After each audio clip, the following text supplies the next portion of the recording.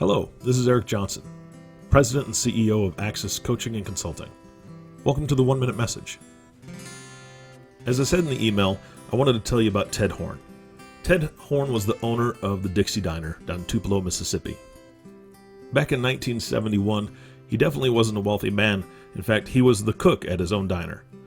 And he saw a young man who was sitting at the counter eating his breakfast, and all of a sudden he couldn't find his wallet to pay. As the young man made a show of checking all his pockets and patting himself down and looking around, Ted began to quickly realize that he didn't have any money. And he knew it. And the young man went outside to look on the ground and kind of made a show of that too. And as he was out there, Ted went over where he was sitting and took a $20 bill from his own pocket and put it on the floor. When the young man came back in and sat down, Ted casually walked over, leaned down, and picked up the 20 that he put under the chair and said, "You know what, I think you dropped this." That young man was Larry Stewart. At the time, he was 19, he was flat broke, and he was living in his car. To me, Ted's gift wasn't about the money. It was about the fact that he allowed Larry to keep his dignity, and he also gave unselfishly and without judgment.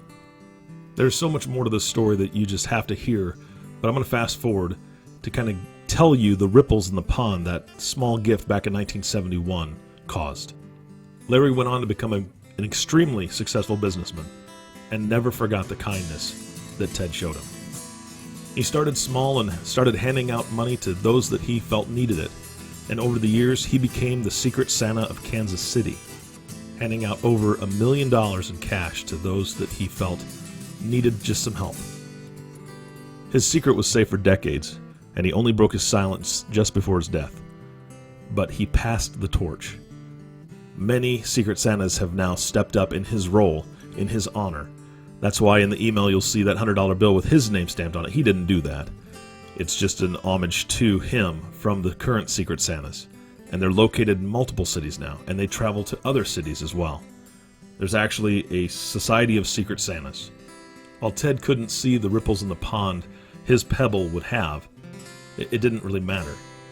He didn't see the ripples, but at the same time, he didn't see the loss of profit to his small business, the deception by the young man who knowingly ordered a meal knowing that he couldn't pay for it but was so hungry, and he unselfishly gave a little bit, maybe a lot to him at that point, but he gave it without hesitation. And the young man was able to use that for his food and also for gas for his car, which was empty. He ended up having to push to the station. An amazing story. So I hope you look into this a little bit more and catch that spirit this holiday season. Find someone that you can bless. It doesn't have to be a $100 bill. It wasn't, well, maybe back in 71, maybe that was about a $100 bill. But the small things that we do can have just a tremendous impact. God bless you and have a great holiday season. I'll post again next week. But between now and then, God bless you.